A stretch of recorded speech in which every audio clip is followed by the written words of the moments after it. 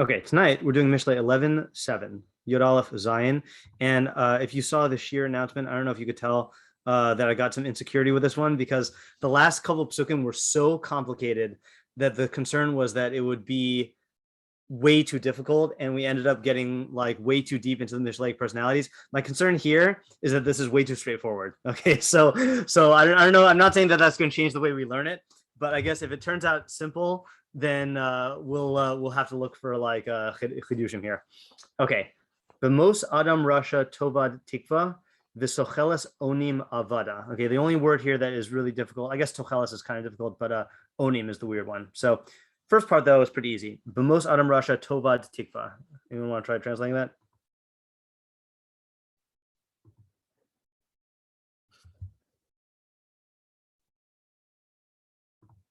Am I on? I said that's on mute.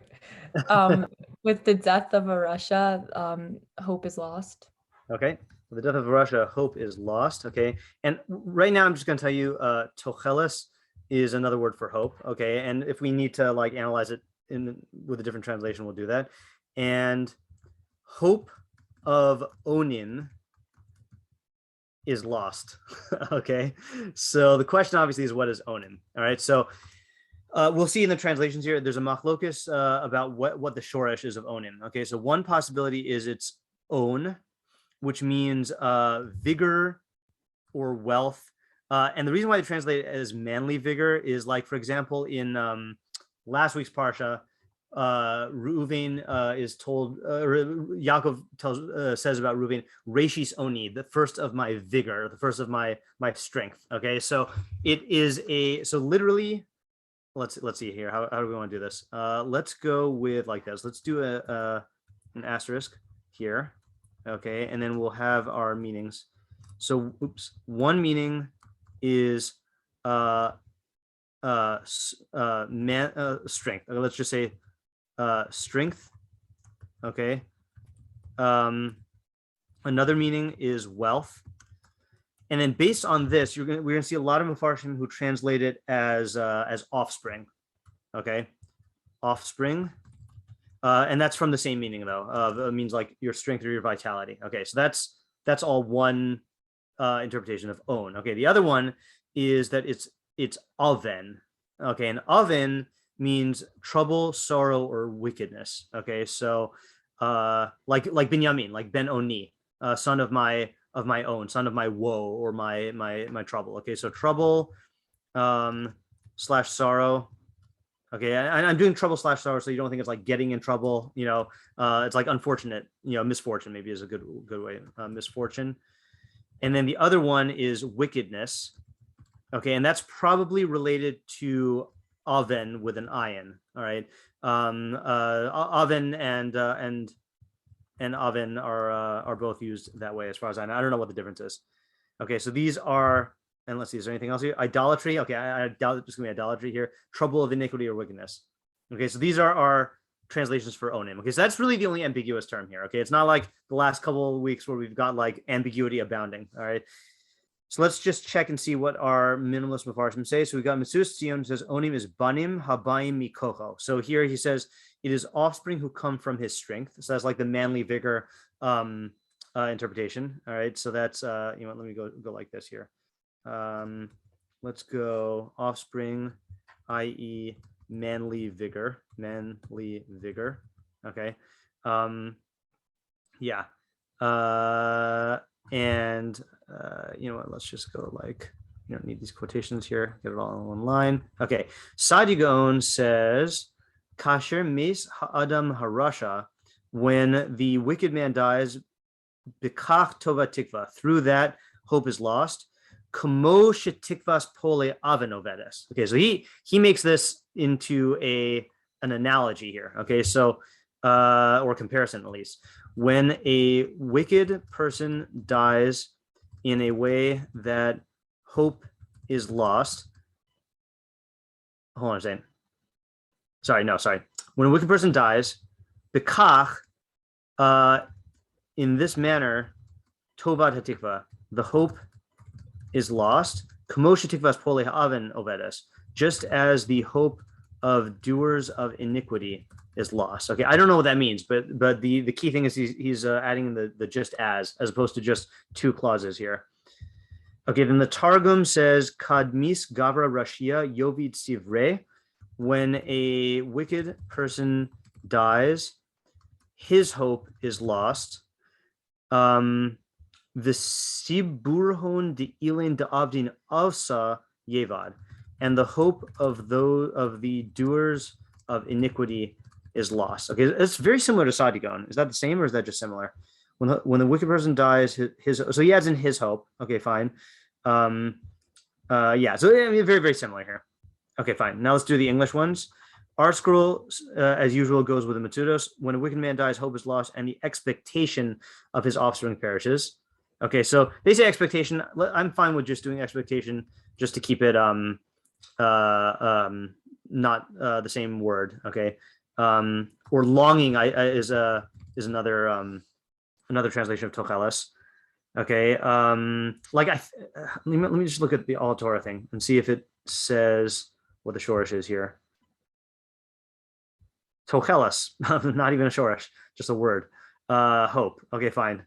Yeah, I was wondering if it was related to to chala, like to being sick, like you're sick with longing, but that's just a guess of mine. Living Enoch says when an evil man dies, hope is lost, and the expectations of his offspring are dashed. Okay, that's exactly the same. And Alter says when a wicked man dies, hope perishes, and the longing of villains will perish. So he's taking onim as oven, as wickedness. Yeah. Okay, so we can delete these three here. Okay, so we have our pick of translations in onim. I'm just trying to think if we can consolidate any of these here. I think these are all five distinct things. Yeah. The least clear one to me is trouble, sorrow, or misfortune. Okay, so what are our questions here? Did you say that this pasuk was obvious? No, I said that it is that the ambiguity is only in one thing. I did say that I'm afraid that the idea will be too simple. I didn't say it was obvious though. Oh, simple. Okay. Simple, Because yeah. the first half of the pasuk is a little strange. Oh, okay. Yeah, I see that. Yeah. And I also said it's simple in relation to what we've been doing the last couple of weeks, which have been insanely complicated. Okay, I missed last week, so I. Oh, that's right. Okay, yeah, you missed quite a doozy there. Yeah. I heard a lot about it. Okay. All righty. So what are our questions here? Let's just consolidate these guys. What does the beginning and the end have to do with each other for a lot of these? Like, for example, strength, the expectation or longing of strength is lost. What does that have to do? Like, of course, with death, all of these things are lost. Doesn't matter if he's a Rasha or not. Okay. Right? Wait. So are you asking what the are you asking what the two halves have to do with each other, or are you asking why kind does of it more Rasha? Like it's okay. more. Both of them are like losing hope of something, right? But like, okay. Why does it have anything to do with Rasha? Like, okay. So why does it limit the loss of hope upon death to a Rasha?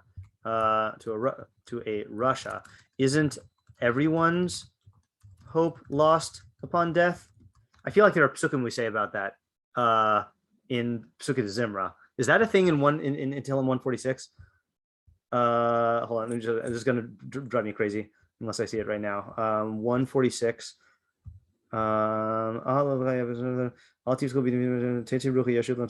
Yeah, okay, there you go.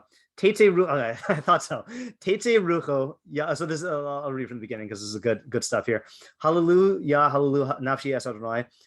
Praise God, praise God, praise my. Okay, sorry, let me say it again. Praise God, my soul, praise God. Ahalala adoshem b'chayai. I will praise God while I am alive. Azamra l'elokai bodi. I will make music to my God while I am still here. Al tivtuku v'nedivim b'vin adam she'en lo Yeshua. Do not trust in nobles or generous people, in man in whom there's no salvation. And here's the pasuk: Teitze rucho, his soul departs. Yashuv ladmaso, he will return to his earth. Bayom hahu, on that day, avdu eshtonosav. On that day, his hopes will be lost, or his eshtonos, his longings, his plans, his they don't even translate it here. His ambitions will be lost. Yeah, right. So that's Yosef's question here: is that everyone's hope is lost upon death? He goes way broader. Say again. No, David just goes way Oh, broader. way broader. Yeah, correct. Yeah. I'm saying, what does that mean though? The hope is lost upon death. I mean, you're dead. Like, how much more hope can you have? I mean, like, Yeah. like, What I don't understand. hope is lost upon death? The death of the Rasha. The death of the Rasha. In fact, I'm going to merge these questions here because I think we have to answer them in concert with each other. What hope is lost upon the death of the Rasha? Why does it limit the hope of, yeah. Okay, good. Just to elaborate also, I think, whose hope is it? I mean, is it the Russia's hope or is it somebody else's? That's a good question. Yeah, Okay. that's my question. Okay, good. So I'm actually going to make that a separate question because I think we could still answer each one separately and mix and match. So whose hope is lost when the Rasha dies? Yeah. And is the owner of that hope the same person who has expectations in the second half? Okay. Yeah. All right. So let's okay, hold on a second here. So how would we so okay, who are the onim?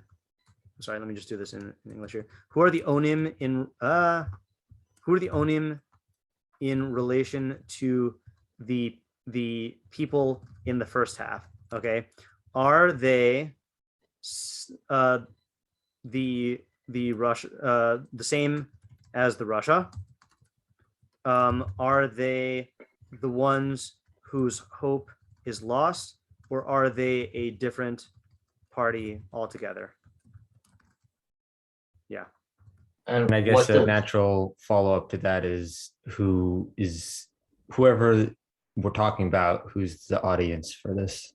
Okay. Yeah. Who is the audience of this pasuk? And I'll go ahead and throw in there. And what is their relationship to the people in the pasuk? Yaria? And what is hope here in this context? Yeah. Okay, good. So yeah, let's just put that as the first question. What is tikva, hope? And I'm going to go ahead and just ask the other one also. What is tocheles? Okay, longing. What is the relationship difference between them? Yeah. Oops.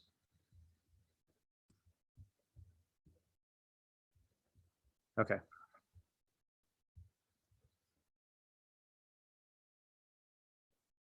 Did we ask about the connection between the first and second half? Like, are they opposites, cause and effect? Right. That's a good question also. What is the relationship between the two halves? Is it cause and effect, comparison, something else? Right, like analogy, like Sadio wanted to make it. I wonder if you could read this. I wonder if you could read this as the hope of Onim is destruction or loss. You know, like they hope for loss. I don't know what that would mean, but I think translation-wise, it works out. It's interesting though that it doesn't say that his hope is lost, right? It just says hope is lost, right? Right. It keeps it pretty vague, so it's Right. It doesn't say who it belongs to. It doesn't, because I was thinking maybe it like had to do with the Russia's pursuits, right? But the thing is that doesn't really make so much sense with the Russia. So I think Yeah, I mean, I wouldn't abandon that altogether. I mean, I think that's a possibility. Are you finished, Joseph? Is your question? yeah, it's just for the second half maybe, but for the first half it doesn't seem like that. I don't know. I still see it as a possibility. I guess we'll find out. Yeah, Ariel, what were you gonna say? Yeah, in the second half of the pasuk, who's the one losing out? Yeah, we did not ask what the loss is, right? Sorry. Who's losing out? Is that included in our? Well, is it the same person? We asked about the expectations. So is this expectation and the loss the same person? Is loss in the second half. Yeah. Is that word avada connected to hashavas aveda, like a missing object? Yeah, it just means lost or destroyed or perish. Like loss, destruction, or death. Let's just see what Allah Torah says for that. Let's go back to Mishlei. Avada is perish, or vanish, or be lost, cause to perish, destroy, or kill, cause to vanish, blot out, do away with, cause to stray, lose, destroy, put to death. Yeah, so all forms of loss and disappearance. Right. Like not there anymore. Disappear. Right, not there anymore. Yep, Vanished. Yep. Yep. Avada Kedavra. Okay. Is this all of our questions? So simple compared to last week, just in terms of the questions. All right, so let's have our thinking minute. Unless someone has another question. You can always interrupt with another question. I got to put it on the screen though. Give me 1 second here. Well, not exactly a question, but more a comment that it's interesting the comparison made between death and loss or missing object or destruction or nothingness, whatever the heck avada means in this context. Yes, right. Meaning the fact that the Rasha is dying and something else is also dying. Yeah. Yep. I have a question. Yes. Is there a connection between the Rasha and the Onim? Like, meaning, like, is the second half talking about the death of Onim, or is Yeah, it that's a good still talking question. about the death of a Rasha? Right, you're right. So let's squeeze that question in there also here. What is happening to the Onim, right? Are they dying like the Rasha, or is this what happens to them when the Rasha dies? Is that what you're asking? Yeah. All right. Good. Okay, now are we ready for a thinking minute? I think we are. Okay, so let's take a minute to think, and then we'll reconvene. This is not as simple as you were making it out to be. Okay. I'm still reeling from last week. Okay, it was a little traumatizing last week. In a good way, in the best way. Let's put it this way.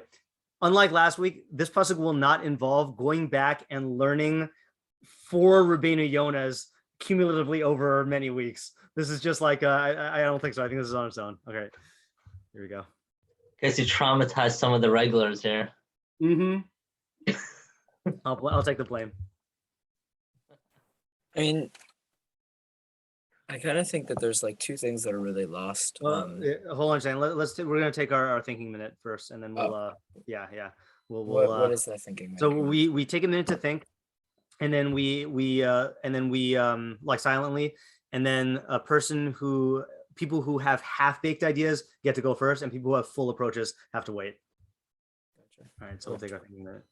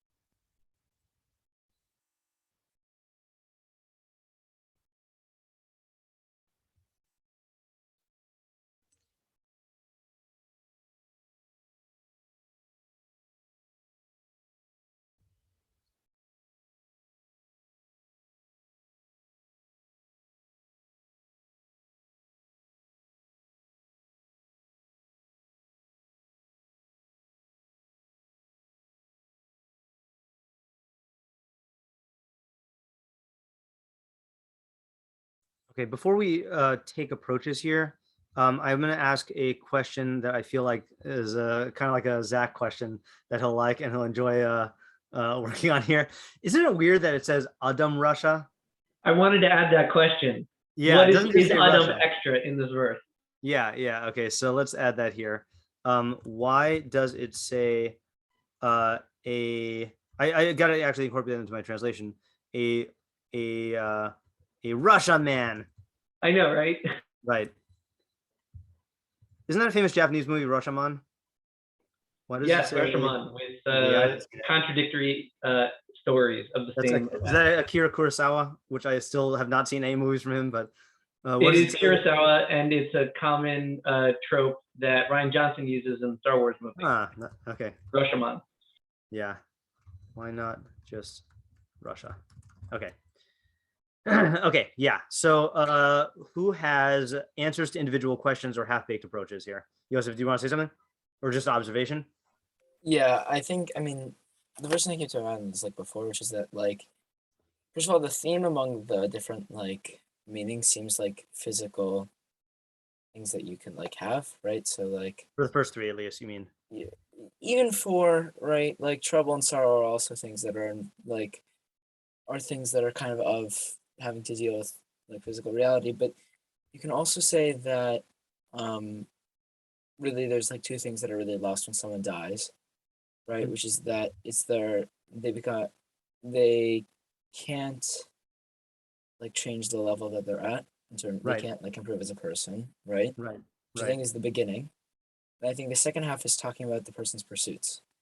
Okay. Right? In other words, is that like that's why I kind of feel like it's more like strength, wealth, or offspring, because it's like it's that a person's like personal pursuits or like just their ambitions just die with them, right? And the beginning one is specifically about Russia because his existence is not on like a high level, so and therefore it applies to Adam, but it's specifically about Russia where it's really that like that you can't like change his existence back to like a like positive existence, so to say, or like something better.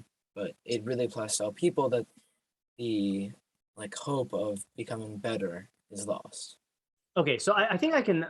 Okay. Let me just You like get what I'm kind of saying? Yeah, I get what you're saying. Yeah, let me summarize what you're saying because I think you're making a couple good moves, and I think I can salvage. I think I can salvage the thing that you're struggling with for the first half.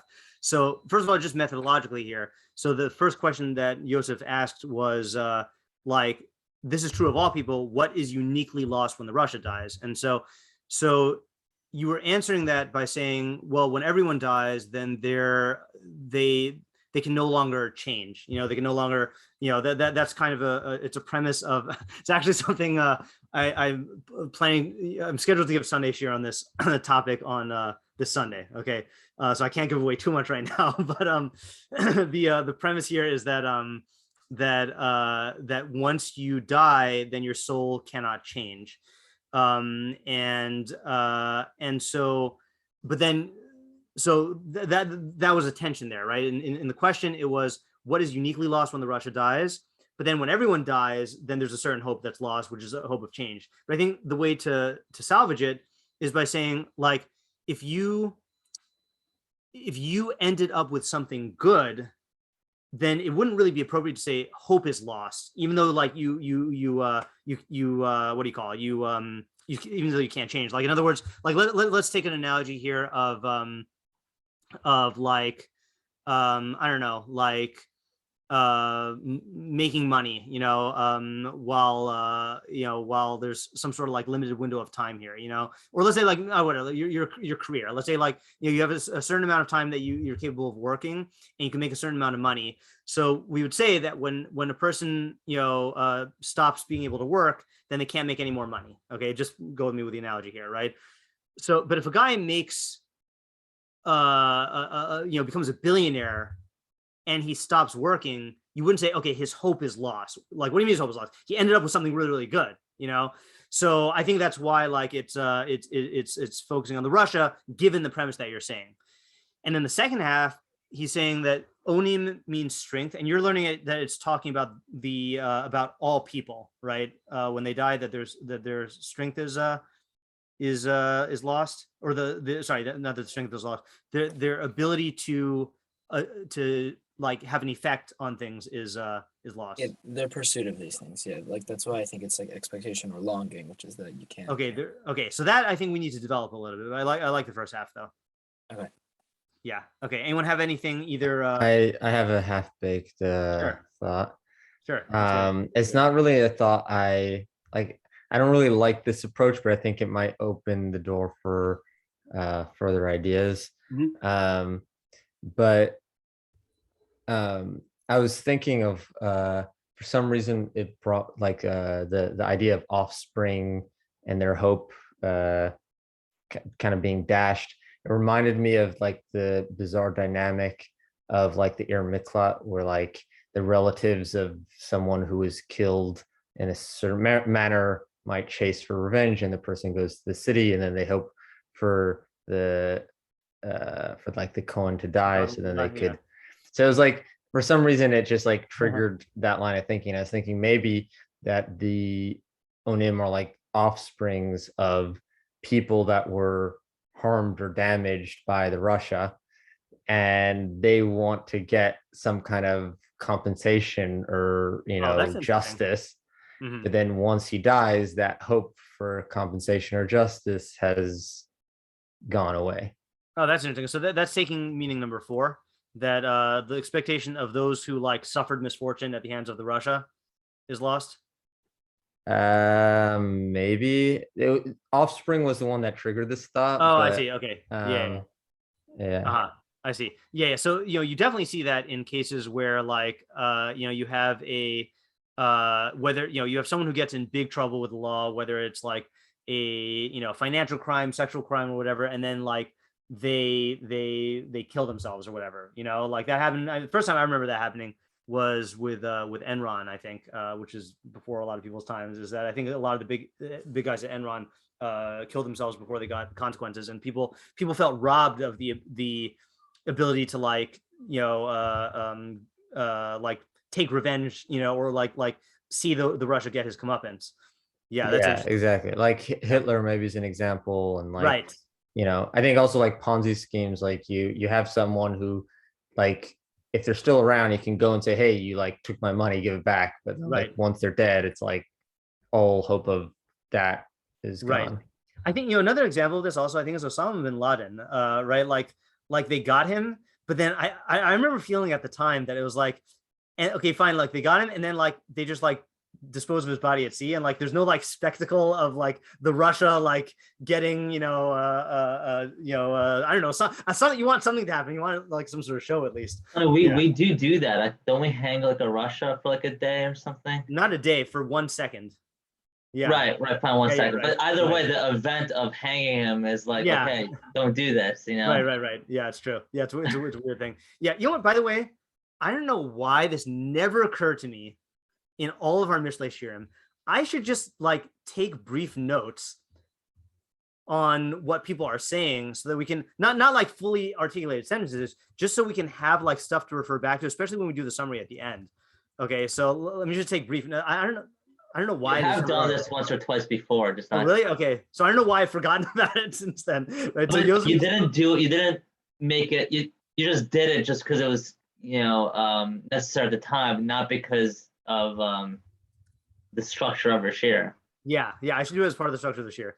That's a loss of hope, as opposed to I'm going to say the tzaddik. Oh, I have 2 more questions, by the way, to add here. Okay, so actually, I'll add this question to the here, which is if both of these are on the same side, what is the opposite? Okay, meaning like let's say both of these are talking about Rashayim and and their offspring, or like some other bad people. So then what would the tzaddik side say? And another question which we didn't ask, which I'm fine not asking, but oh, did we ask this? Well, hold on a second. Okay, we did ask what's the difference between tikva and tocheles. Okay, never mind. Okay, so that's Yosef's thing. And then he also said that onim refers to their, how do you put it again? Pursuits of like, like strengthening themselves through things. Yeah, like you have the biological, like it's actually interesting because you can, like they're kind of separate in terms of like, well, what's confusing me is what the difference between wealth and power is, but offspring makes sense, right? It's like your biological pursuits, but like, strength and wealth. Well, all three of these things have to like augment like your influence in the world, right? Right. Yeah, they all have to do with like your control, so to say, or impact.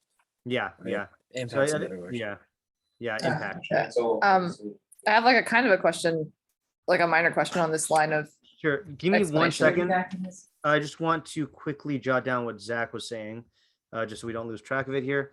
So Zach was saying that when the Rasha dies, the offspring of his victims lose the opportunity to get the satisfaction of punishment. Again, these are not designed to be like full summaries. This is just like to jog our memory. Unless it's like totally inaccurate, then we'll just keep it. Yeah, Tamar. So if we're talking about the loss of the ability to change, I think it's interesting to think about why it would be a Rasha and not like a fool. Sort of like a fool, I feel like has more. They're a little less far gone, maybe. Right. Is that a question, or you're going to answer it? It's not. It's just more like a question. Like, yeah, I'd just be interested in seeing if we can explain if we go with this why it's Rasha and not fool. Right. So if it one possibility for that, I think, is that well, I guess two possibilities here. I guess depending on the type of fool, the Rasha is going to be the better example of someone who is living a life that is like resistant to change. You know, like we do have certain fools in Mishlei, like the Ksil and the Late, who are stubborn. You know, and then you have other ones like the Na'ar and the Pesi, who are fools, but they're like still changeable. So maybe it's just using the one who's the biggest example of someone who's resistant to change, or is using it as an example of the one who has the worst loss, so to speak, in terms of what they could have gotten. Yeah, Ariel? Yeah, I have a half-baked idea. Sure. For the first half specifically, maybe you could say that the death of the Rasha man, hope is lost for his like followers, for like the other Rishon out there. Okay, good. And I have a twist also. You're getting that mischievous glint in your eye. Yeah, go ahead, twist it up. Can you maybe say that in the world, you know, there are people who learn from other people's, you know, actions, you know, and there are consequences. So maybe you can say on the other side of the coin, the hope is also lost for even like the righteous people, because without the Rasha living his life, you will not be able to see his destruction. I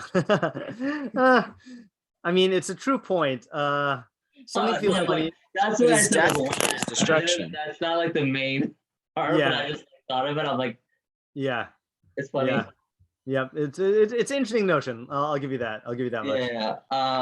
And maybe I don't know. Maybe for like the second half of the pasuk, you could say that I don't know, like the expectation / longing of the onim is also for like the followers as well.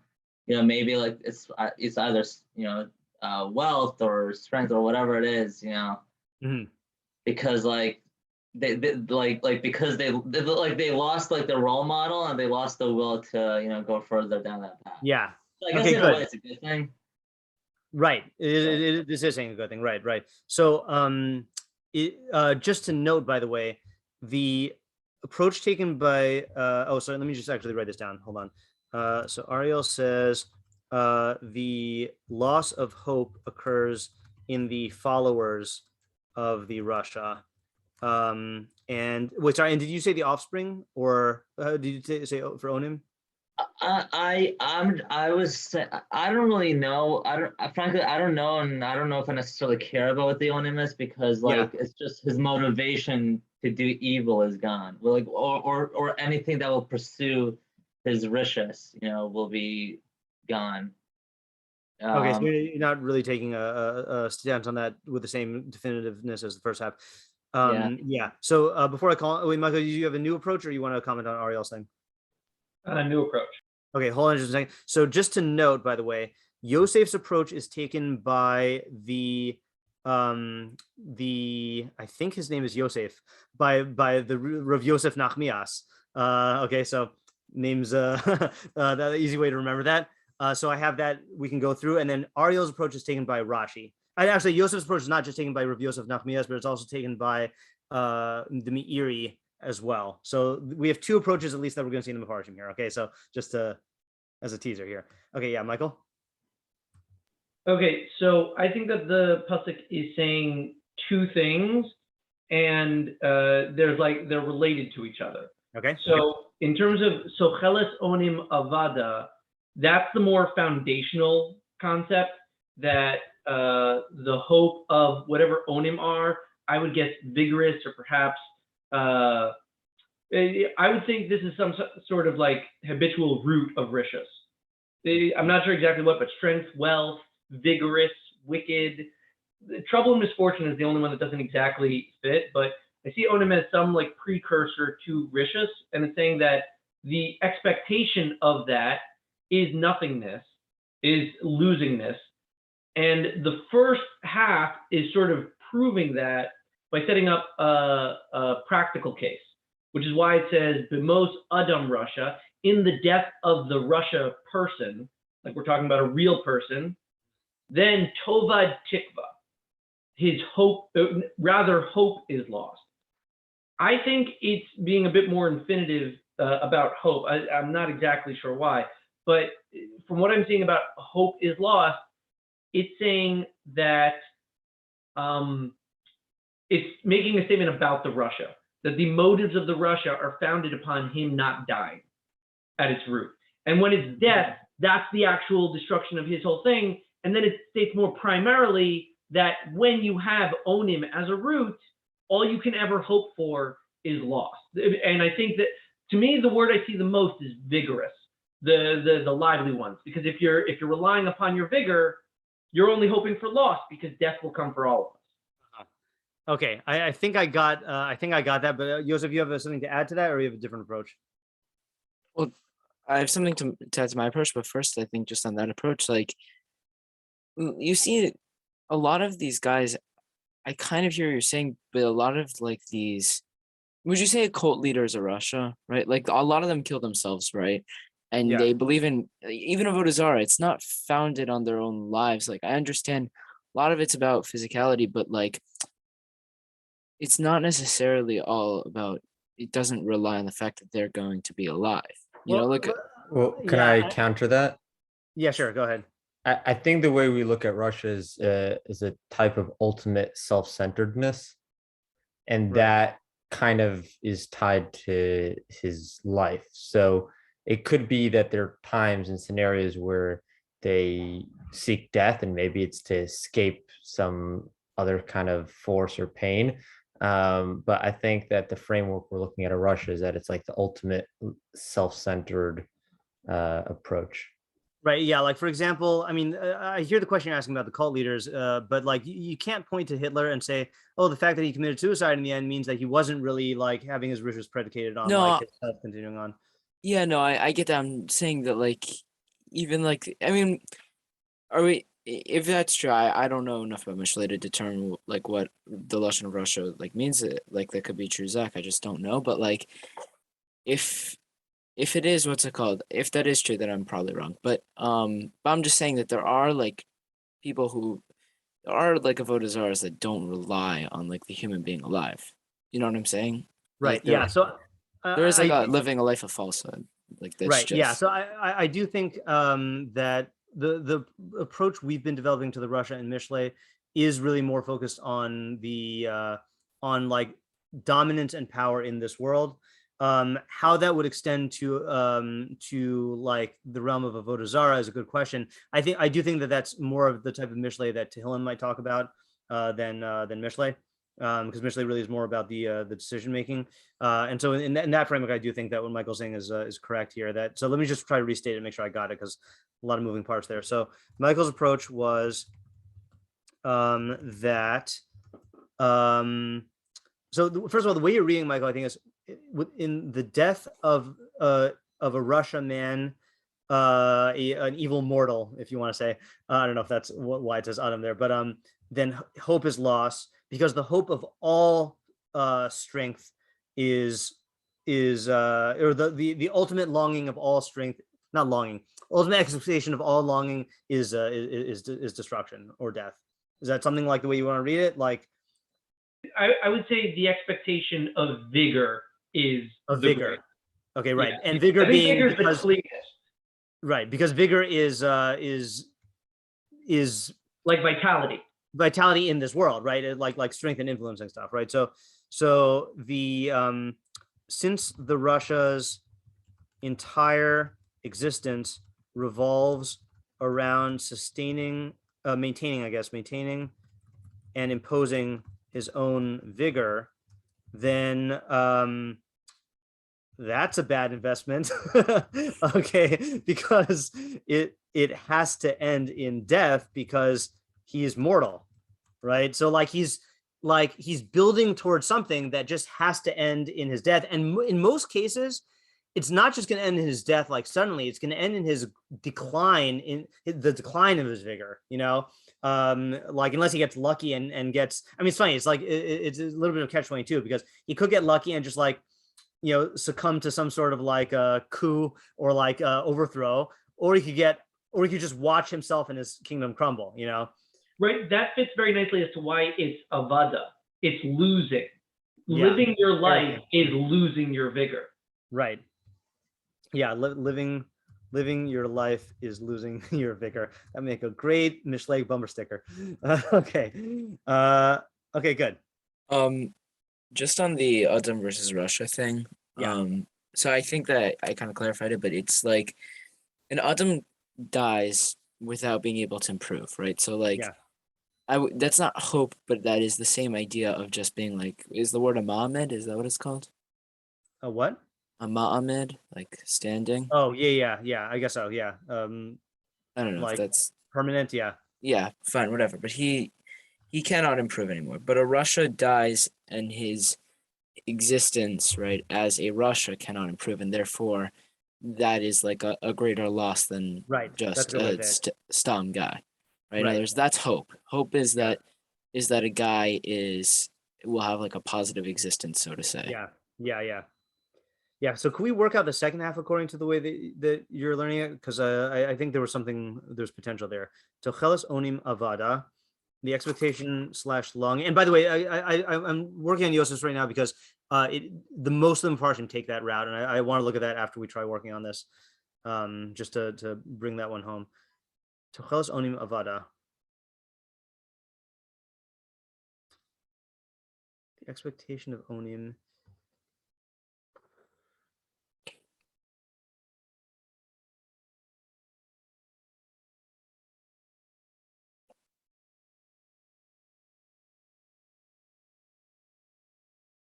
Two possibilities here. I mean, in terms of ways to take this, is to say that the second half is also talking about some sort of wicked person, and then it's just comparing the two. I don't know what the second explanation is. So yeah, I mean, I think it might be comparing. Oh shit.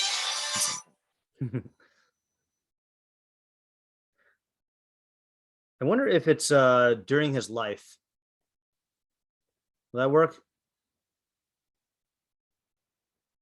Or we could take the approach that like Ariel was saying, that it's the people who were hoping in him.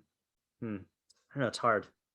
It is weird that it uses that infinitive. Mishlei usually says his hope is lost. Yeah. Also, I think if you say, oh, sorry. go for it. I think if you say that it's the people who are relying on him, it's a little bit of a hard match with Yosef's reading of the first half. Yeah. Because people who are hoping in him for practical things are probably not thinking about his like personal growth. Yeah. It is a weird matchup. Yeah. But I think you could explain it though, is because you could say that it's not his hope, because you could say it's objective, right? Is that like in the first part, at least in the first part, I don't know about the second, but you could say that it's just general, like his existence is better, right? It doesn't have to be his hope, right? It's just his existence is better. Hope for his existence to be better, which can be hope from anybody, right? Is done at that point. Yeah, right? I feel like that kind of dilutes the power of your idea, though. I would rather maintain the integrity of the idea from the first half and then figure out a smoother, equally satisfying thing for the second half. Yeah, Michael? Does this remind you at all of that thing in Dante, abandon hope, ye who enter here? there's something about like loss of hope to the Yeah. evil. Right. Yeah. I don't really know much about that reference. I just know that line, but yeah, I don't know. Let's look at some mefarshim who take that approach and then see, not Dante approach, but Yosef's approach, and then see if we can answer our questions here. Okay, so first one who says this is the Radak, actually. Okay, Radak does not focus so much on the unchanging thing, but let's just see what he says. Okay, so we'll color code these with yellow being the Yosef-ish approach. B'mos Adam Rasha Tova Tikva ki eno zocha l'chai olam haba. He's not going to merit life in the world to come. Ki ba'ocha Rasha hu chai, because while the Rasha is still alive, yesh lo tikva, he has hope. Ulai yashuv b'tshuva, maybe he'll do teshuva. About b'moso avda tikvaso, but when he dies, then his hope is lost. V'kafel inyan b'mila shonos, and the second half of the pasuk is repeating the same idea in different words. Okay, so he does not take. He just says it's one idea. Okay, that's one way out. But then what does he say on the second half? V'techeles onim avada. Oh, so this seems like a different interpretation. Okay, let's hold off on that one for a second. Okay, then you have the Me'iri who says it in. Actually, I'm going to go to the נחמיאש because he said it in my favorite way. So he says like this. Oh, so let me do a back up here a second. Okay, so I think the only one who's going to be familiar with this probably is Mayan, because Mayan was in my Eov. Wait, Mayan left. She told me she had to leave early. Okay, fine. So no one's going to recognize this. Okay, so spoiler alert: in Eov, bad stuff happens to him. Okay, and he basically like holds it together until the third parak, and then he basically has a soliloquy of like, it's not suicidal, it's wishing that he were never born. Okay, and it's very, very detailed in where he wishes that he were never born. He says, okay, I'll read it just for the sake of Jobian poetry here. Okay, so he says, and Job spoke up and he said, annul the day that I was born and the night that said a man is conceived. That day let it be darkness, let God not seek it out, nor brightness shine upon it. Let darkness, death shadow foul it, let a cloud mass rest upon it, let day gloom dismay it. That night let murk overtake it, let it not join the days of the year, let it not enter the number of months. Okay, so that's basically him wishing that the day never existed. Then, oh, let that night be barren, let it have no joy of song. Okay, I don't like this translation. Hold on, let me just get my translation here. This is relevant. Okay, it is relevant. Where is my last master PowerPoint? Okay.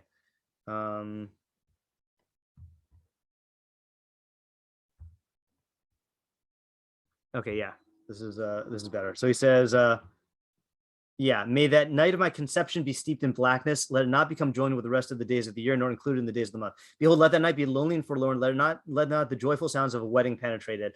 So that's like a euphemism for, oh, sorry, let those born on that day. Oh, that's a euphemism. That's saying, I wish my parents never got married. Okay, then let those born on that day, will curse that night. Their curse will be that all future mating on this night be barren. I don't want anyone to have been born on that day. May its twilight stars be darkened. Let the night hope in vain for the arrival of the light of day. Let it not see the glimmerings of the dawn. For it did not shut the entrance to my mother's womb, and thereby hide misery from my eyes. So he's saying, like, it's too bad, man. Like my mom was able to conceive, right? He wishes that his mom never was able to conceive. And he says, why was I not aborted by the womb at birth, or die of weakness upon my emergence from it, right? If only he got aborted, or was died immediately upon birth. Why was I received unto my father's lap and my mother given breast for me to suckle? I wish my dad dropped me. I wish my mother couldn't have fed me. Okay, but now's the part I wanted to get to here. So now he basically is like yearning for death. But now I can only rest peacefully in my grave. Had I slept as a stillborn, I would have escaped directly into repose. So it would have been a much shorter route if he had died immediately. I would not then be with kings and ministers who build monumental ruins to themselves, nor with princes who possess gold and fill their houses with silver, nor would I be like a buried stillborn, nor like the newborns who have not yet seen the light of day. There in the sleep of the stillborn, the wicked do not rage, and there the weary will rest. Prisoners are tranquil together, and they do not hear the voice of their taskmasters. Now here's our pasuk. The small and the great are there, and the slave is free of his master. Okay, so in Pshat, he's basically saying, like, death is the great equalizer, and there's ideas in Eov there, okay? But Chazal interpret that as follows, okay? So here's what the נחמיאש says. Valderech Masha Pirshu, so he quotes Chazal, the pasuk Katan v'gadol shamhu, that the small and the great are there in the grave. Ki ba'odo b'chayim, while you're still alive, hakatan yachol lios gadol, v'hagadol katan. Someone who is small, meaning, I guess, in terms of their level of perfection, existence, learning, whatever it may be, is able to become great, and the great are able to become small. Ki yashuv harasha mechato v'hatzadik mitzikaso. A rasha can do teshuva from his chait, and a tzaddik can do teshuva from his righteousness. Okay, and as Rabbi Zucker points out, this point doesn't get enough press here. People think that teshuva means when you were bad and you become good, but in Tanakh, teshuva is also used for when you are good and you become bad. The pesukim also they say doing teshuva to Hashem and doing teshuva away from Hashem. I want to popularize that because it's good to know. So he says, so the tzaddik can do teshuva from his righteousness also. But at the time of his death, Kafi shehid bikaso hamisa kach yamod. I don't know exactly how to translate that. Hid bikaso means like to stick to him or to cling to him. However death clings to him, that is how he remains. Okay, you're frozen at death. Im katan, katan. V'im gadol, gadol. If you're small, you're going to be small forever. If you're great, you're going to be great forever. Ki eved chafshi miyadanav, because a servant is free from his master. Kvar nase chafshi min mitzvos. It literally says masters, and I think that's what the drush is. You become free from the mitzvos when you're dead. Ki ha'olam hazeh hu olam ha'ma'aseh, ha'olam haba hu olam ha'gemul. This world is the world of action. The next world is the world of recompense, of reward. Okay, so that's that. He's not really spelling out. I mean, the implication is that you should do tshuva in a good way at this time, but he's basically saying you get frozen when you die. That was like how Yosef started. And then the last one I want to read, and then we'll try to put it together, is the Me'iry, who says like this. So first he says, so I don't know why he takes this route. He says onim here is Hashem Torah b'mishkal tovim, rotlom koavim, those who are in pain. V'karim kain al shem sofan, and it's calling them this because of their end. I think what he means is he's saying that these are Rashayim, but it's calling them like those who suffer, or those who are in misfortune, because they're going to end up in a state of misfortune. So now what's the idea? Ulfiha nigla, according to the external meaning of the pasuk, Kivin leheara Toriis. It's telling you a Torah lesson, a Torah insight. Lahazir ha'adam al ichur ha'teshuva, to warn a person about delaying teshuva. Rotlomar, meaning to say, shelo yikach ba'atmo mitun be'inyana. He should not take for himself any sort of like deliberation in or waiting in involving himself in it. Val Yomar, he quotes Chazal in Pirkei Avos 2:4. Person should not say likishe efne eshne. When I'm free, I'll learn. Maybe you'll never be free. V'hodio, and it tells him that if he doesn't do tshuva while he's alive, hine b'moso tova tikvaso. When he dies, his hope will be lost. She'ein teshuva lenefesh achar mosa. There's no teshuva for the soul after death. V'hu shetirgam Yehonasan. That's how the Targum translated the pasuk. Dirshu Hashem bihimatzao. So this is the pasuk we read on fast days. Seek Hashem when he is to be found. Karu'uhu bihoso karau. Call him when he is close by. Okay, so we darshan that that you should seek Hashem when during the Aseret Mei Tshuva, or when the entire community is involved in a fast. But the Yonasan translates it as Tavu dechalta min kadam Hashem be'od asun kayamin. Seek the fear of Hashem, which is Aramaic for doing tshuva, while you are still alive. Okay, so it means, what does it mean when Hashem can be found? It means while you're still alive. Okay, because when you're dead, you can't seek him. V'husha Amar, this is saying Shebemos Adam Rasha Tova Tikvasov Avdo Eshtonosav. Oh, he even quotes our pasuk in Tehillim. It says when a Rasha dies, then his hope is lost and his aspirations perish. V'chein tochelas onim avada ki hu kefal inyan. So this is the second half is just a repetition of the first half. Ukvar herachna bezos ha'ar b'chibur ha'teshuva. He says we went on at length about this in our book on teshuva. Looks like for 20 pages. Okay, then he says, and I think this is, I don't know if this is a whole new idea or if this is just a different reading of the second half or first half maybe. He says, O nefarsh, or we can explain shetova tikvasam, their hope is lost. Mipnei shekol tikvasam ena ela b'inyaneh olam hazeh, is that all of their hope is only in matters of this world. So when they die, then by definition, there's nothing left for them to hope for. Like they invested everything in this world. Whereas I guess for the tzaddikim, then the thing that they're involved in this world, which is involved in chachma, they will have in olam haba, so that there's no loss there. So that sounds like a different idea though. So let me see if there's anyone else who said an approach that's similar to this. No, I think everyone else. Yeah, everyone else takes other approaches here. Yeah, okay. So let's can we put it together into a coherent idea here? I mean, the first half is like what Yosef said, like straight up. But the question is, can we get anything out of the second half without making recourse to saying it's just repeating it in different words?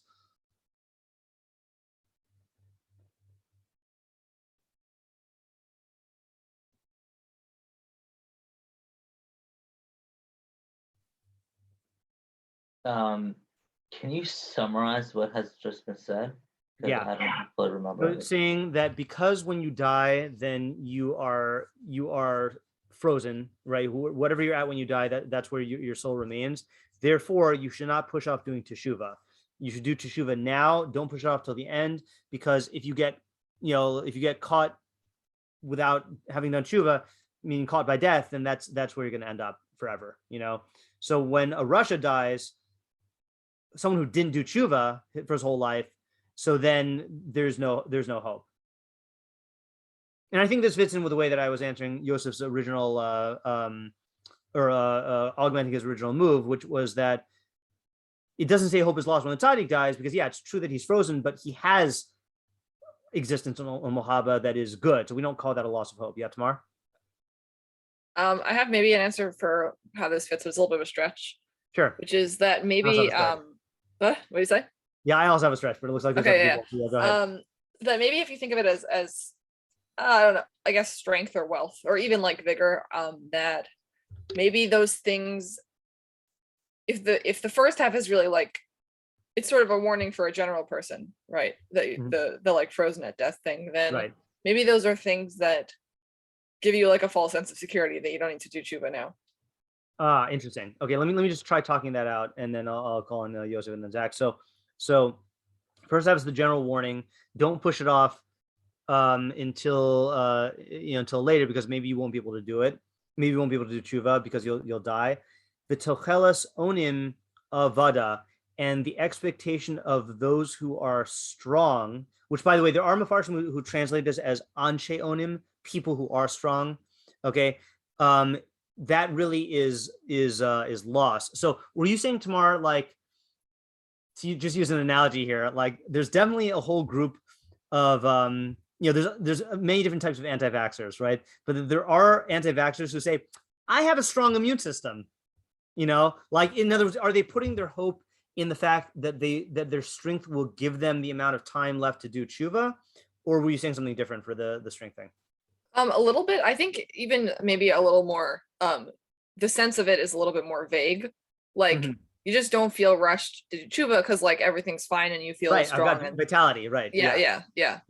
So it's saying that the hope of people who think that way really is lost, meaning that's what you can look forward to, not look forward to, but that's what you can expect, is you should expect, okay, maybe this works out even better.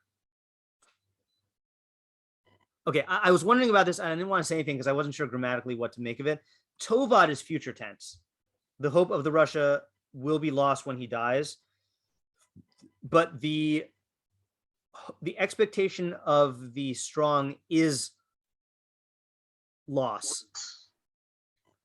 Should I jump in with a couple of thoughts on this point, or exactly like you're saying, meaning the vigorous believe that their vigor will save them, but every really, second that they wait, they're losing their vigor. Right. Meaning this is happening in the present. Meaning like it's an infinitive. Yeah, right, exactly. Yeah. Okay, I think that's good, Tamar. I like that one. Yeah, Zach, you want? I'm going to call on Zach if he's adding to this point, and I'll go back to Yosef.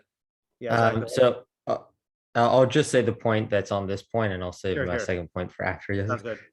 But I kind of, when Tamar was saying that, it reminded me of a thought that's extremely similar, or it seems similar to me, which is that you could say that the like this kind of person, in contrast to the Rasha who's or basically the strong kind of person is expecting to die. And since their expectation is to die, they're going to be taking measures on how they're living their life while they're still alive. If you're learning the second half is good. Right.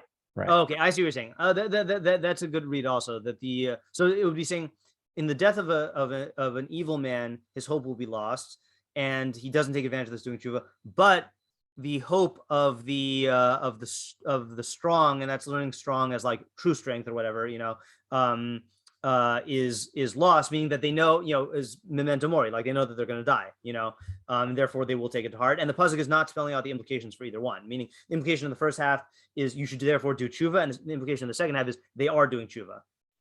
Okay, that works out also. All right, yeah, Yosef, and then Zach's new idea. So I kind of think a little bit differently. I think it's kind of showing the in other words, I think it's not that the internally the like pursuit of like wealth, strength, etc. like is like an excuse for not doing tshuva, but I think it's more like completely separate from tshuva, where it's like more that you can either pursue your life in like a pursuit of perfection, right? Or you can be wrapped up inside of like your pursuits that will only last so long. Right. And it's kind of like a dichotomy, like it's just showing like the Rasha can go both ways, and then but the thing is that at the end of the day both of them won't change, right? Is that showing that by both of them, right, not won't change, but I don't know, I'm trying to phrase it better, but it's just showing you that like the way both of them end, and it's showing you the two ways that he can advance. Right? I'm kind of lost on the dichotomy and your use of the phrase like both of them. Are you saying that these are like two manifestations or like tracks on which the Rasha can go? It's not. I'm saying there's kind of an implied track of B'mos Adam Rasha Tova Tikva, right? What was the Tikva for, and then what was the Sochelis for, right? What was that's what I'm kind of saying in the realm before they're lost, right? Yeah. Is that I'm saying that before they're lost, right? We have the hope of like perfection, and we have the I'm calling it like the pursuits of like physical strength or wealth or offspring, whatever power.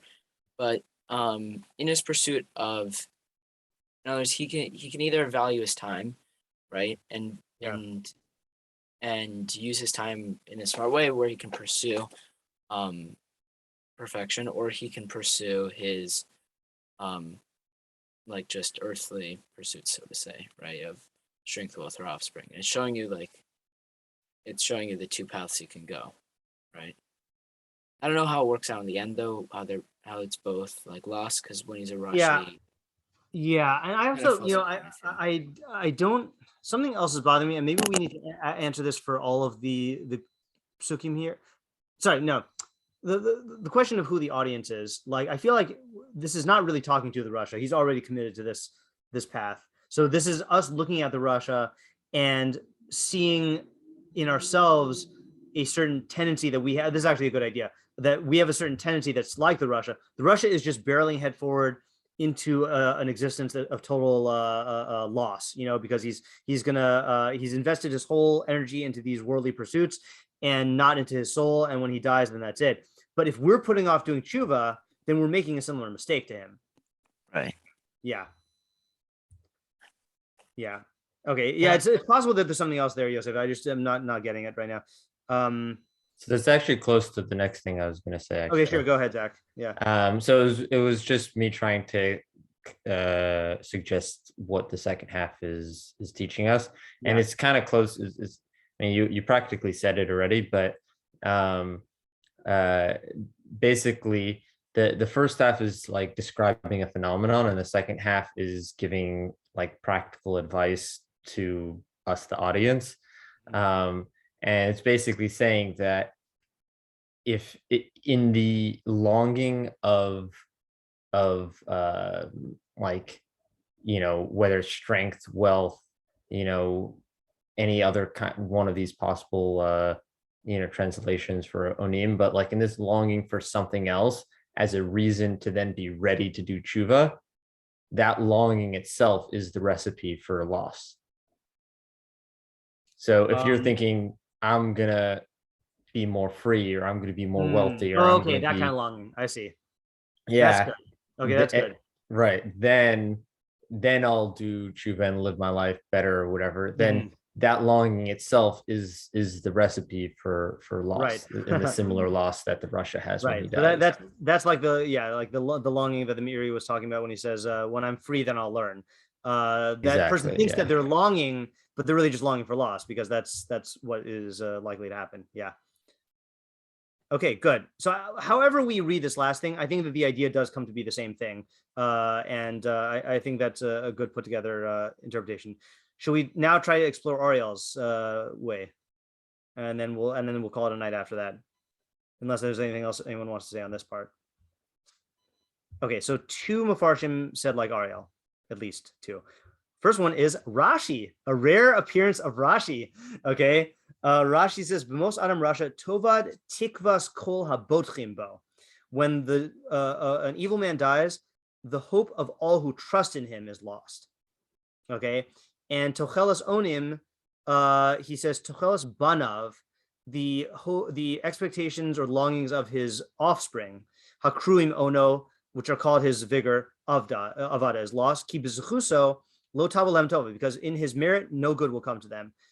Aval b'mos tzadikim yesh livnehem miftach b'tzidkasam. But when tzadikim die, then their children can trust in their can have security in their righteousness. Now I don't know exactly what he's alluding to there. It's kind of vague, but let's just keep that in mind when we read one more. So the Radak's second interpretation says, Tochelas onim avada, klomer bale haon hem mekavim shienchalu b'nehem achreim honam.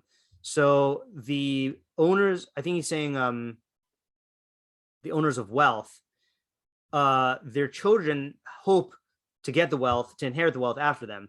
V'zohi tochelas kazav, but this is really a false hope. Okay, why? So someone else explains why. Who explained why?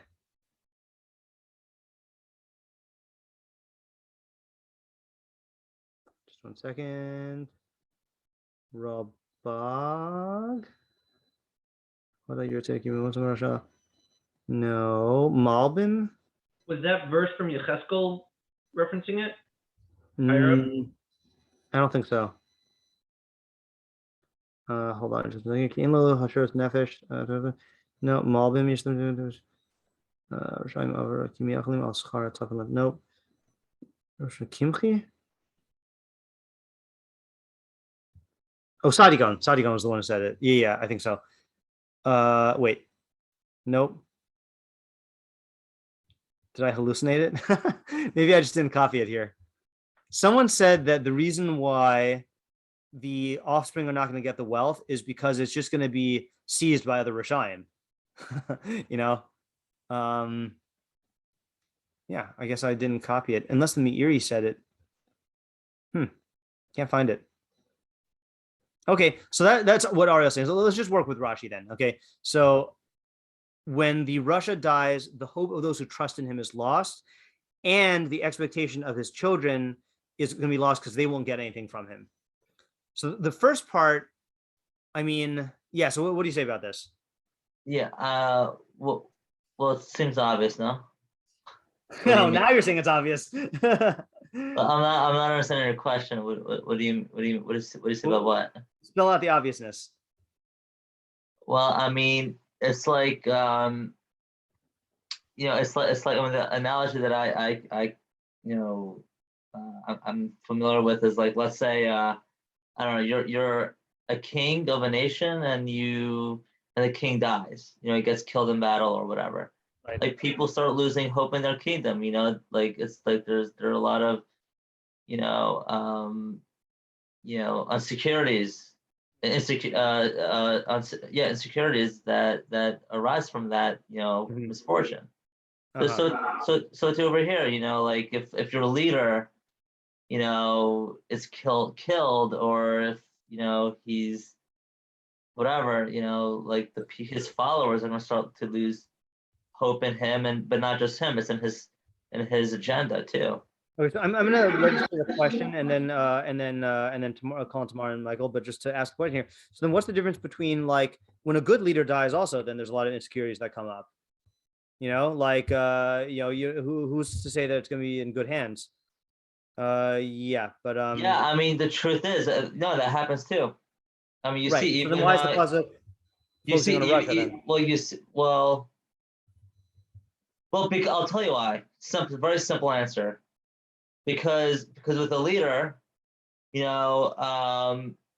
because with a good leader if you have many good leaders, you see that the overall system in itself must be good because there are a lot more good leaders in that. Like for instance, Moshe Rabbeinu, he died.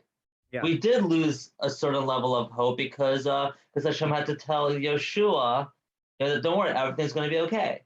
Right. But there's a certain built-in system within that. But the Rishonim, Right. I don't know if they have that system. Okay, so that's a good answer, right? Is that the Russia is we came up with this term, by the way, which I don't think we've shared in Monday Night Mishlei, but we came up with this analogy in our morning Mishlei Shiur. Russia is like a parasite.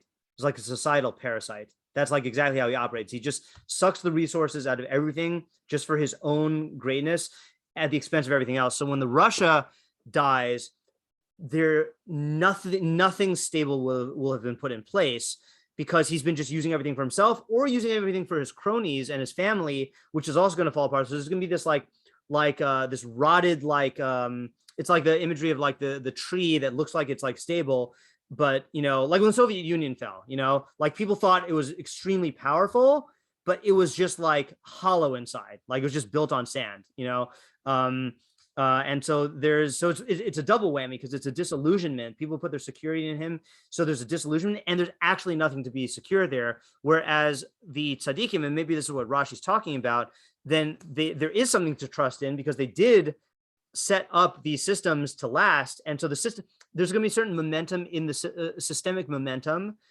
from the fact that they created a stable society that goes on. And then, like Ariel's saying, they're going to surround themselves with good people who carry on their tzaddik ways, or good laws that perpetuate things. They're gonna rule for the future, not just for the present.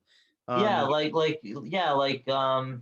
sure, like in any Talmud Chacham, like Chacham Avadia, like I'm sure his students were lost at a point, but through the system of Yadas, maybe they recovered. Hopefully. Right. Yeah. Like good.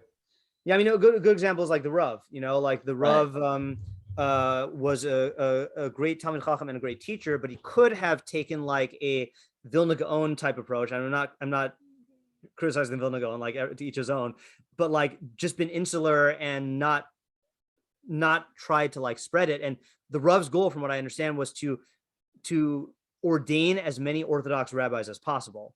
Because there was a fear that Orthodox Judaism would vanish, and so he made that his goal and created that stability. Okay, Michael's been waiting for a long time, so let's go, Michael, and then tomorrow. I just wanted to pretty much agree with your read by like positing a bit of a paradigm that the Russia is despised. The Russia's behavior of taking for himself whatever, people don't like him. And the good corollary I would use is like the children of Madoff. Madoff made a lot of money by Rishas, and his children, he could have hoped, would have at least benefited from that. But because he was so despised and had angered so many people, they will have no comfort in his Rishas. That's good. That's a good example. Yeah. Tamar? I think that this explanation, especially the contrast between like the way that the Russia works versus the way that a tzaddik works, a little bit helps with the why does it say Adam Russia? Yeah. It's like if the tzaddik is part of a system, the Russia is like a one man. Right. He dies, the whole thing is gone. Yeah, that's good. Yeah. It's like it's interesting. It's like individual. Right. Funny because I was thinking very much trying to ground it. How so? How's it trying to ground it? When it's saying Bimos Adam Russia, it's saying imagine an actual wicked person dying. Yeah. You mean like Yeah. grounded in like sensory particulars? You mean like Yeah, as opposed to like the normal Mishlei approach, which is speaking more about abstract concepts of a Rasha or a seal. This is saying, no, think about an actual Adam Rasha right. and his day of death, and then Right. practically run it through. Yeah. I was thinking similar and like attaching to the thought you said, Michael said before about how like he doesn't really have like a Russia is like despised by everybody by the nature of like his actions in his life. Yeah. And I was thinking that like the Adam Russia is like pointing out that people like this have like a like even if it's like you were saying like a hollow image, but like they have like a normal human face to them, you know, like they still have relatives and they still have people that they interact with in their daily life. Yeah. And so those people who see him as just a regular man, you know, might be the people who are losing out here. So his kids, for example. Right. Yeah. Yeah, but my question is really like, why do we care that the hope is lost for them? I don't know. Do you know how to answer that question? That's a good question. Right. Why do we care? I mean, who's the pasuk for also, right? Right. I don't think we're talking to the Rasha. Yeah, right. Yeah, I mean, like if we're talking about, I think Michael has an answer for that. Oh no, yeah, okay. So Yeah, I think you're just echoing the question. Yeah. Oh, okay. I just have, I don't know, it seems like a relevant association that you mentioned Osama bin Laden. Yeah. So remember when they used to call it the war on terror? Yeah. And then it just got reduced to a bunch of separate mobs. Right. In the region. Right. So like with his existence, there was a it came with a lot of hope. Right. That's interesting. Yeah. So that's does that go against our pasuk? That you mean the fact that like it descended into a bunch of like other like Yeah, it evaporated once he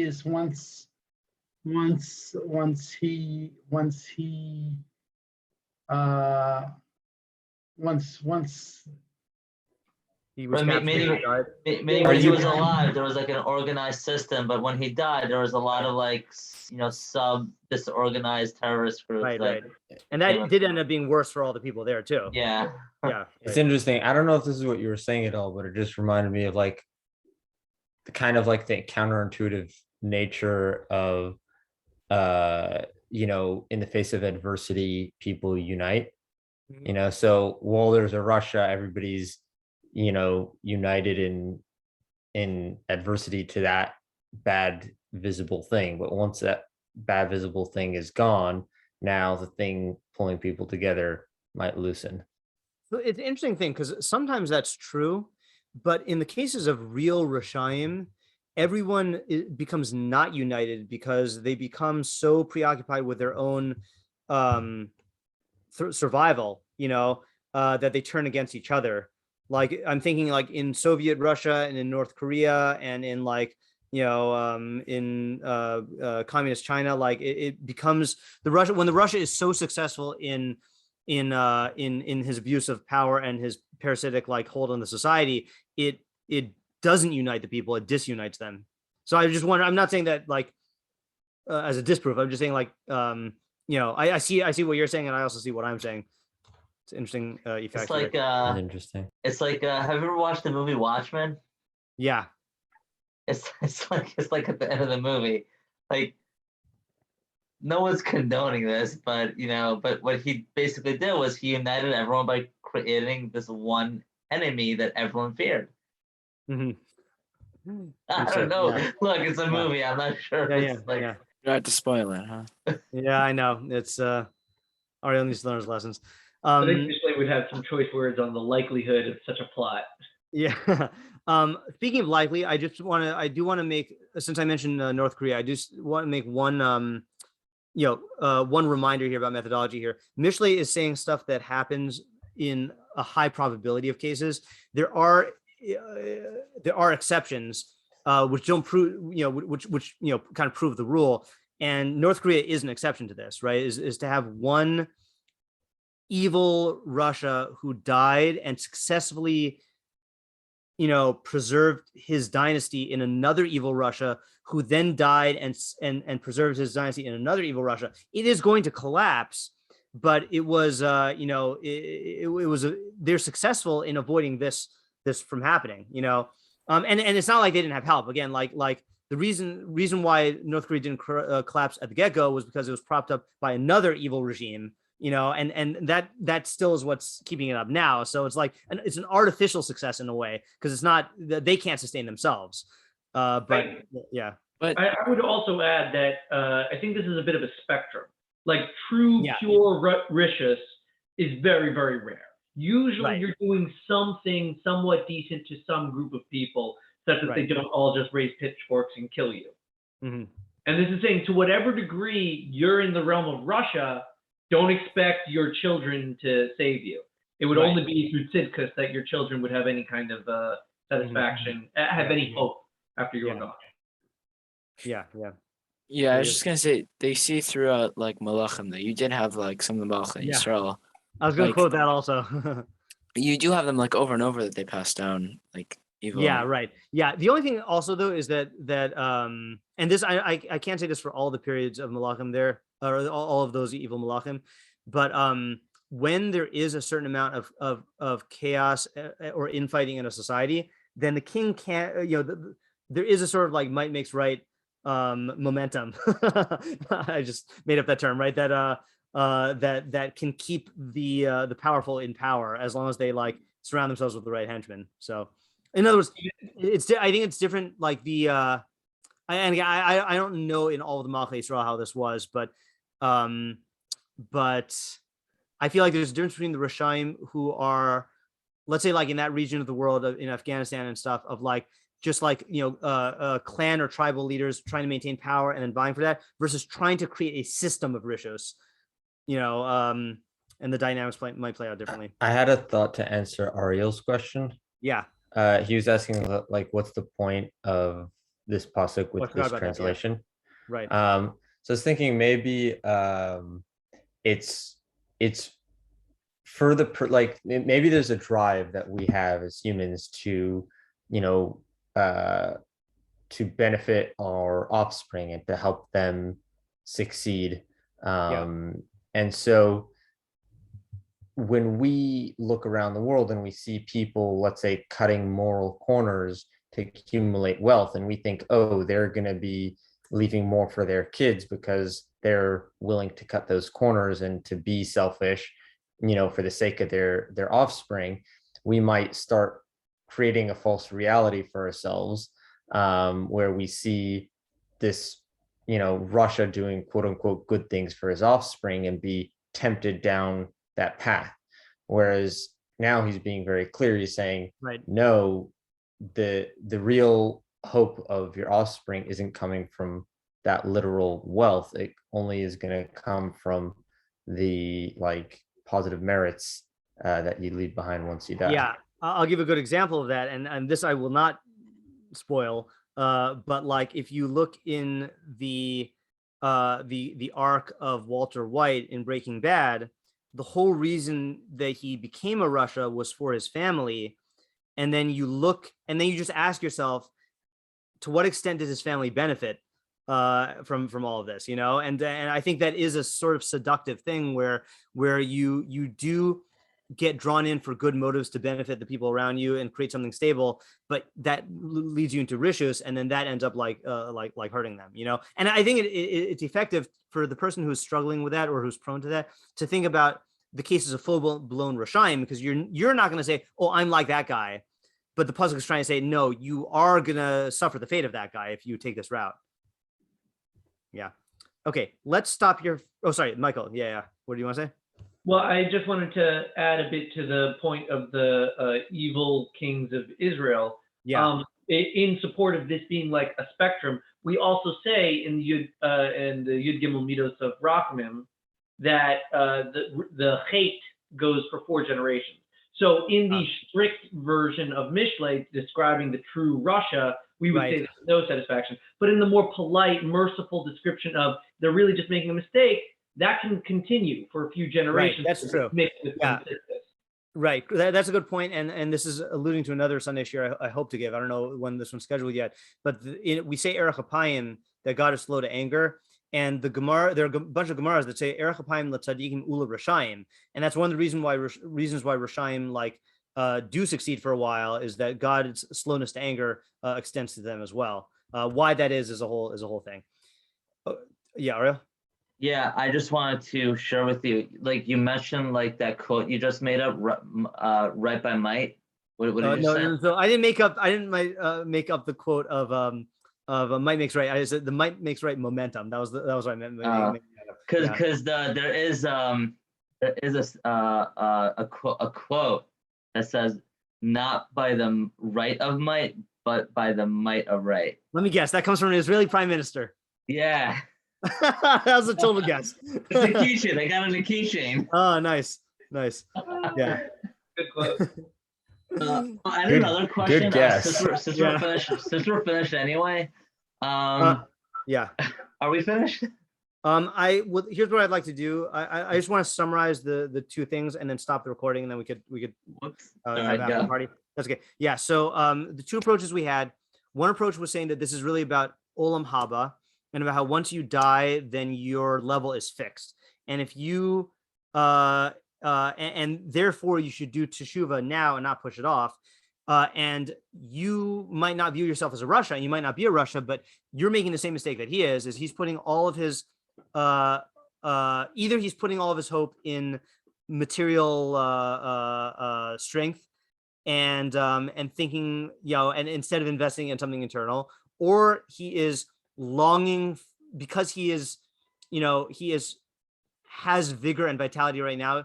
Then he says, oh, there will be time, and it is saying, no, you can't rely on that. Or like Zach was saying, like the very longing, or that's the other interpretation. The very longing itself indicates that you're making this mistake that the Rasha is making.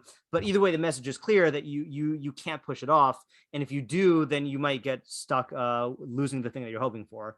The other approach that we took is the Rashi one, which is that those who take security in the Rasha, when he dies, then their hope is going to be lost because he didn't leave anything behind for them. He didn't create a stable system. He didn't leave any resources. He just used it all for himself. And then even his kids, who ostensibly he cares for, or who at least they were expecting something from him, they're not going to get it either. Or if they get it, it's going to be taken away from them and it's not going to be good. Whereas the tzaddikim will create stable systems and pass on their ways to the kids and allow it to last. So those were the ideas we had here. Okay, good. Turned out good. Nice to have an idea that was not about the Tom and the Yashar here. Oh, you know what? And also I want to do something else before I stop the recording, just because not everyone listens to the Stoic Jew podcast. This is relevant to the first idea here. Okay. So the counting the weeks experiment that I've been doing, this has very, very much changed my perspective on on how much time I have and how much time I don't have. And the most recent thing really is, in the weeks that I've checked off here, those are the only weeks that I have actually lived, that I've lived and that I actually have like as real possessions, but all that white space, there's no guarantee for that, and so it really drives home the point. I put that right in front of where I daven, and I mark it off at the end of the week, and like, I don't know, like if you can do something like this, then it really does help you to actually focus on how you're using each and every week, and in turn each and every day, and something about it's a very Mishleic technique because it's a very concrete, physical, visual thing that just drives home that point. So I just wanted to say to talk about that. Yeah, Ariel. Oh, you're on mute. What did you make? You made a what? A weekly. Oh, did you not see the show? I saw, but it was like very difficult to see it. Oh, sorry. Here, let me. But you could just take a photo of it and just like send it. Probably easier that way. Yeah. So a list of all of the weeks that Matt has lived and hopes to live more. Yeah, like hold on just 1 second here. This was a I made an episode about this, but let me just share it on the video. Hold on. What happened to the? Yeah. So this was when I first. Wait a minute. Just give me 1 second. Why is this not working? Okay, hold on.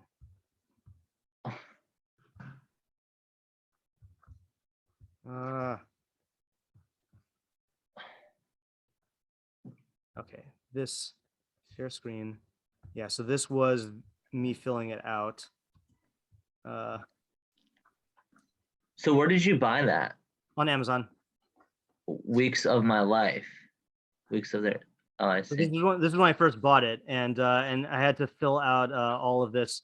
But then the final one now is it's current, and then I just mark it off at the end of the week. So you just started when you get it, or you just started from like literally. I think you could buy pre-filled out ones, but for me, the experience of actually marking off the weeks of my life was a very powerful experience, and that's why I made the episode about that. Like, I essentially had to fill it out.